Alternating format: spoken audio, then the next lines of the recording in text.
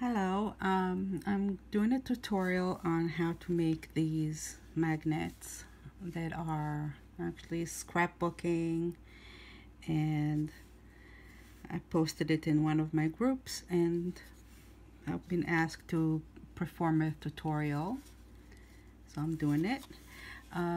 Usually when I do the magnets, I do them in sets. So this is part of a set that I've done. This is the second one. And the third, and the fourth. I'll put some of them together so that you can see the full set. And these are glazed with 2-part resin. It gives it a very nice jewel-like finish. Okay, and I will show you how to make these today. Alternately, I want to show you similar ones that I've done in different style, but they're not glazed. These are more of a vintage style. That's the first one, and the second, and the third, and the fourth. So I've done 2 that are going upwards and these are wide.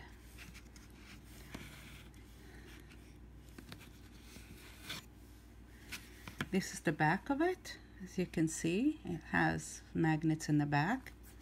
It's flat, so it will sit nicely on any refrigerator or on any surface. And these are not glazed, these are matte, and they are also a little stain. It has a little ink stain there to give it a little bit of a vintage look, just to show you something a little different. Okay, so the first thing that I want to do is go over the materials and the things that you're going to require. And some of them you really don't have to have. You can always choose different alternatives. For example, I always go by the tool first. This is my go-to. It's my Catapede by EK Success. It's a short one, 7 inches by 5 inches. And it has a rotary, and that's what I use to cut my paper. As you can see, it's very old. It's got to be, I don't know, 8 years old by now. But I can replace, oops, I'm sorry. I am sorry. I dropped the camera. I have it hanging here because I don't really have an apparatus. So I have a strip here that I switch around, and I just get new ones when it gets used.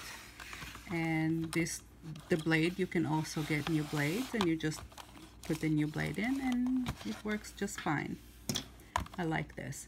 Another tool that you can use if you have, I'm not going to use it today, but it's another good one. It's the Fiskars Guillotine. That's also a small one. It's 4 inches by 6 inches. That's another good one that you can use. You need something small for small pieces of paper. If you don't have a paper cutter, that's perfectly fine. You can use scissors, you can use a knife. Let's go over the other tools. I always put my tools in a tray. So let's go over scissors, my blade, my cutter, a ruler. I use the metal ruler because if I use it with a knife, it's better for me than to use plastic one. Glue spreader. And I always say this is the simplest tool, but I love it. It's very useful. This one is made by a company called Helmer in Australia. That's the website. I don't know if you can see. www.helmar.com.au. I just ordered a whole bunch from Australia and brought it here because I couldn't find any. I always keep a crazy glue handy. This is for the type of some papers that regular Elmer's glue will just not be good enough. Good old Elmer's glue. You can see this bottle is very used. I just buy the glue in the gallon and I keep refilling it. Lots of clips. Use the clips if you need to hold two pieces of paper together. Markers. I have some of the wide edge markers, as you can see. These. Black one, metallic gold, metallic silver. I don't know if I'm going to use it for this particular project, but I keep it handy sometimes. I just need it. Black Sharpie for the same reason, because if I use regular markers that are water-based, it might bleed on some type of papers. So I just have some Sharpies, and the Sharpie markers will not bleed. You can have a black one, colorful, colored ones, whatever you choose. And I just picked some regular markers. These are just regular fine point, not very fine, but this is just Crayola. You know, you can buy a box of 50 for 10 bucks at Staples. If you can use any type of markers that you like, you know, you can choose. I like those as well. It's the Prismacolor. It has a fine point on one side, has the broad point on the other side. You know, I always have it nearby if I need it, but for this particular project, I'm gonna use my Crayola crayons because the Prismacolors are very expensive and it's really not necessary to use good quality crayons for this. And some glitter gel pens. I add a little accent, so I just picked out some colors that I'm going to be using and keep them handy. I have a paper punch. This is a 1/2 inch paper punch. If you don't have one, that's okay. You don't have to have one. This is for when we do the back of the magnets. You see, we're going to punch some holes there for my round magnets. But again, if you don't have one, don't go buy one just to make this project. It's really not necessary. My magnets, I keep wrapped some earth magnets. And again, I like to use the earth magnets. They're a little more expensive than regular magnets because they're very nice and strong. Okay, let's put the tools away and see what else we're going to be using. Put the tools on the side. Okay.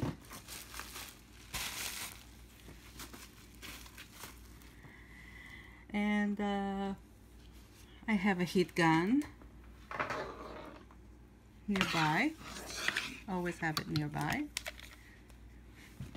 And over there on the side somewhere, it's the materials to shellac it, and I will go over them when it's time to shellac the part, the item.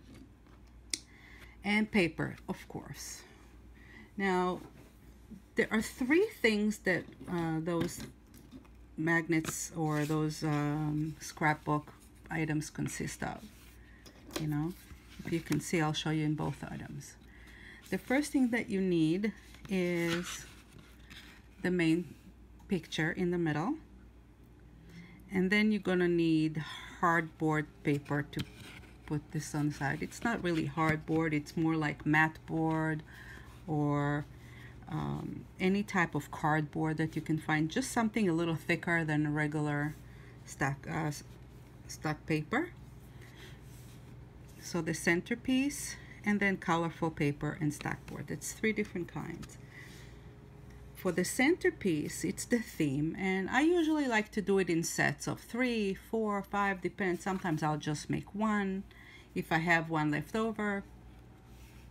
And there are different ways that you can find it, of course, in magazines, on the internet, scrapbook, pads, theme. This is an example of, let me put this away. This is an example of things that I found on the internet. Okay, yeah. And I just found it and I put it into a document and I print it. When you take it from the internet, you save it on your computer as a JPEG or JPG file or a GIF file. You just save it. And sometimes it's too big when you go to print it and you just want it to be small. So what you do is you copy it into a Word document, and then you can you copy or insert as a picture, and then you can resize it to make it smaller on the paper. And you can actually put a whole bunch of them together on one piece of paper and then print it. See? This one's a whole bunch on one piece of paper that I print, and then I can cut it off. You can use complementary colors as well. Don't have to be all the same. Here's another example of complementary. And here's another example of roses, flowers. You know, you can have different pages of different themes. The technique that I will show you today, I'm going to do it on a ACEO size or ATC size. ATC stands for Artist Trading Cards. And ACEO is the same thing, ACEO, but those are collectibles. People buy them on eBay and other places. The size is the same as collecting of card collectors. Baseball cards is 2.5 inches by 3.5 inches. And the reason that I like to do it at this size of 2.5 inches or 3.5 inches is because people who collect artist trading cards or ACEOs can also collect these. So they can use them as collector items. You can put it inside a frame on the wall, or you can put magnets on it, or use the magnets and put it on your refrigerator, which is fun. Okay, but you don't have to do it in a small size. You can definitely print bigger prints, like so, and just do the same thing, but on a bigger scale. Okay. So this is what I printed from the internet. Alternately, you can, a lot of the 6x6 paper pads by the different companies will have inside different themes and things that you can also use that will be really cute. Like this one, for example. It'll be nice to have it in the center of the magnet, you know. And they also have matching papers. This one is Julie Nutting French Flea Market. It's a new paper pad that I bought recently. Haven't used it yet. It's very cute. That's one example. This is Kaiser Craft paper pad. Sometimes in the paper you just have a whole page, see, with just an area that's colorful. You can definitely just cut out this little piece. It's kind of nice, and use that as the centerpiece.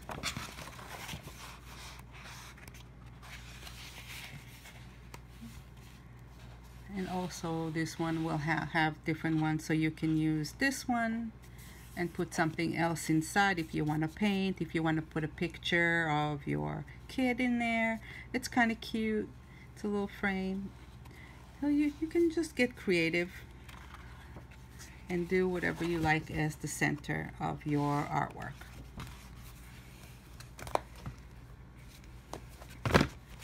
So what I do is sometimes I'll just sit around, I'll collect, I will make a bunch together, and then I will try to get pieces of papers that I have left over to match the color theme. So here's an example of what I do.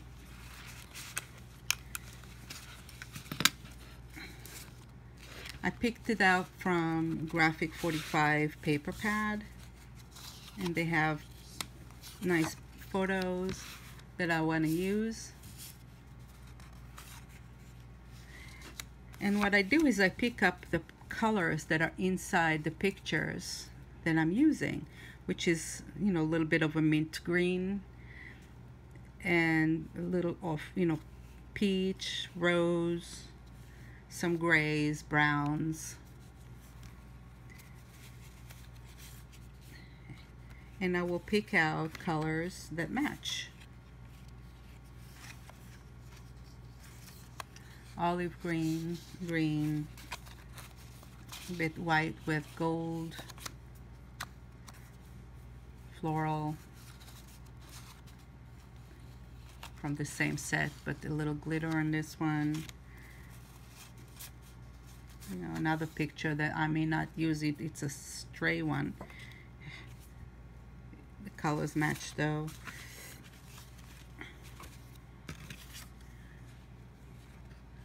This one, this one.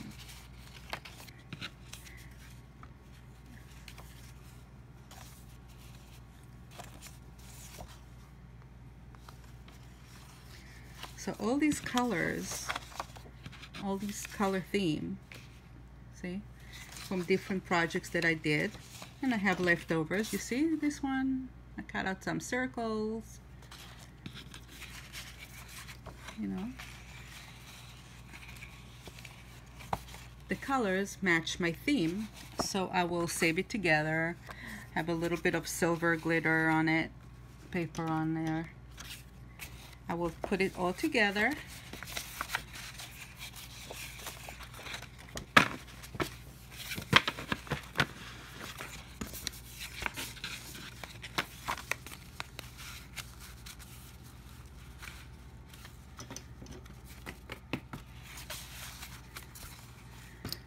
And I will just keep it together. So I know these are the paper that I can use for this project, and also have scraps on there, so I don't have to go and find new ones, and I don't waste paper this way. And I do this a whole bunch of time with a whole bunch of different themes. Oh, I forgot to show you this, I'm sorry. This is also something that I wanted to show you. This is a whole album, 8x8, that we'll have in there. Graphic 45 will have a lot of those.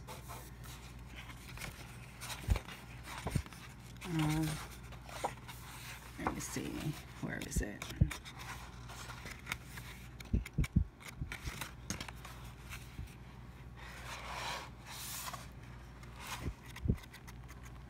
Okay, that you can use.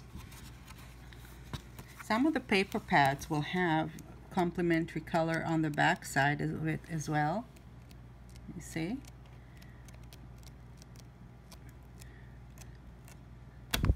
So what I'm showing you now, if you know, you can just buy one paper pad like that, and you'll have all the paper that you need in there, because you'll have the basics and the complementary colors on the back side.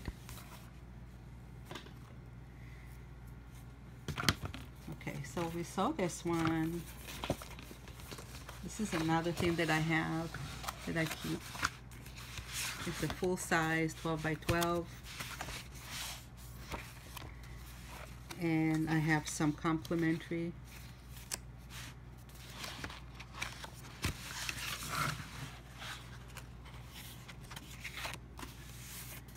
flat colors.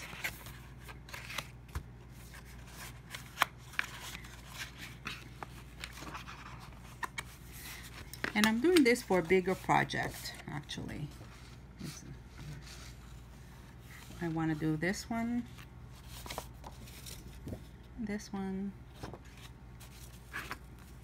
some small ones, vintage papers. So the colors actually match really, really nice. And I try not to do all matchy-matchy, like I will throw a little bit of blue there, a little bit of green there.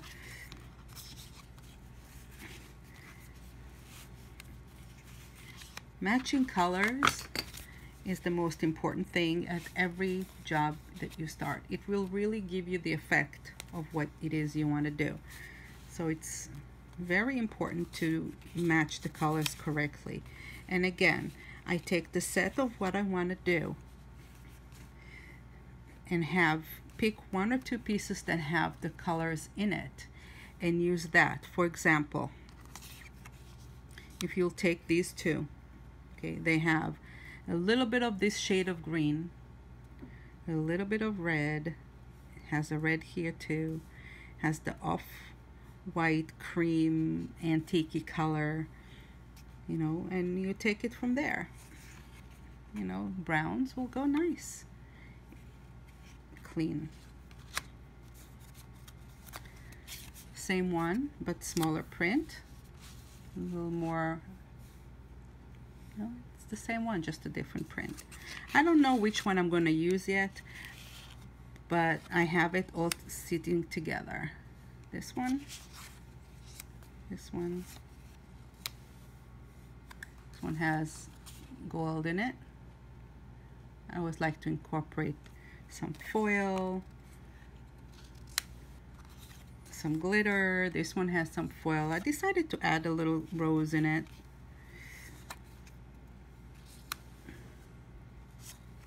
This one has a little bit of the blues and the greens.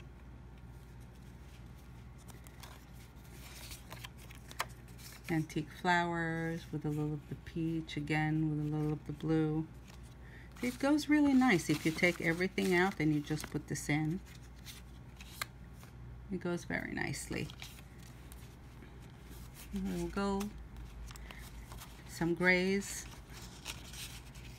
See, left over from another project that I did.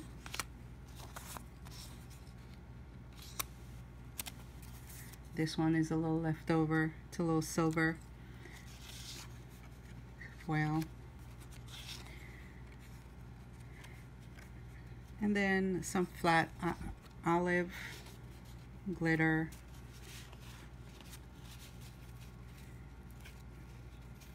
And this is from like leftovers from something else. I got some black, some here. These are all complementary.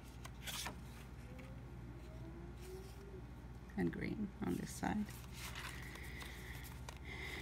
And I will keep it all together until it's time for me to do the project.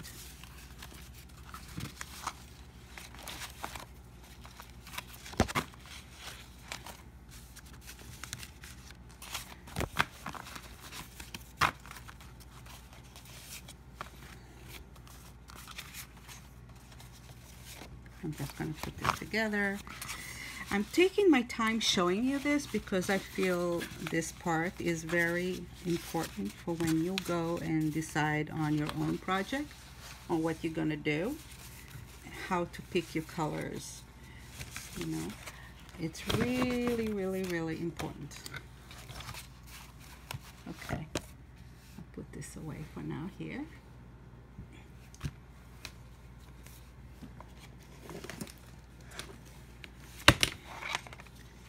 Here's another. See how I keep it? I keep it all together in families of colors. This one has golds, reds, yellows.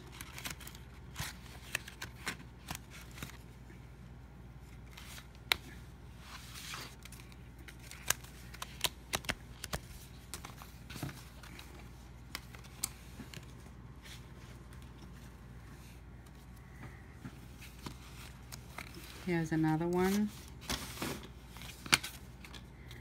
Has more like browns and pinks.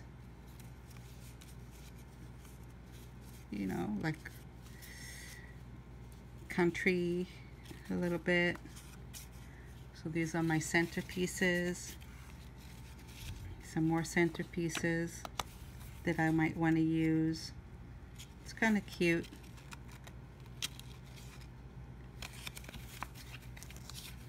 This is actually a piece, believe it or not. When I have scraps left over, I put them all together, you know, and I stick it on, I glue it on an extra piece of paper, and it creates a whole new one for this with the same color theme.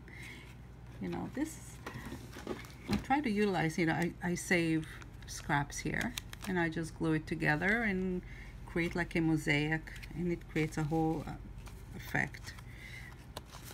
And these are the complementary colors, you see,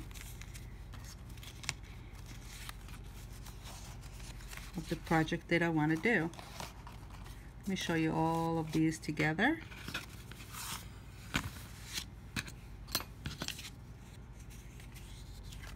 This.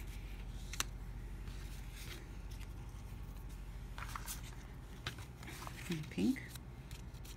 Another brown. See, I have a cutout here. It's okay. Sometimes, you know, just one little piece will be okay. Little foil. This. Some leftover gold, and I have a whole new piece of gold here. It's a gold glitter. Green. I have a few. This and this. Another gold, more bold gold glitter. Some flowers in red and greens. Gold.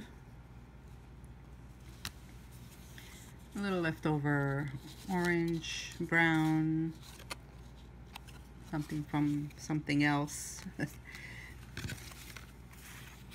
See, and these are my centerpieces, so the colors go really nicely together.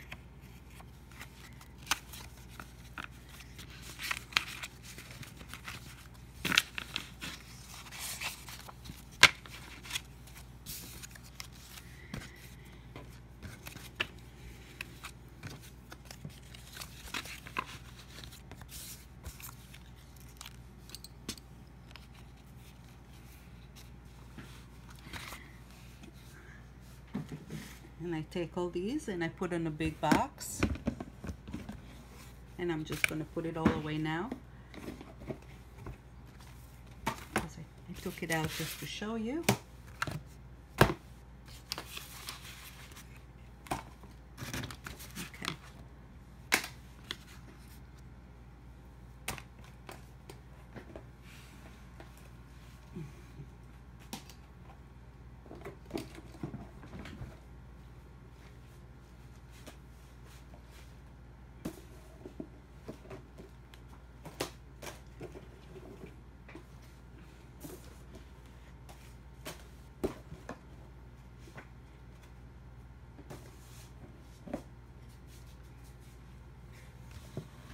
Okay. If you just want to run a small project, just do one or two. You don't have to keep big pieces of paper. You can just keep small bunches with just a few colors together. Okay, I'm going to end this video, and I'm going to start to actually show you how I make the magnets.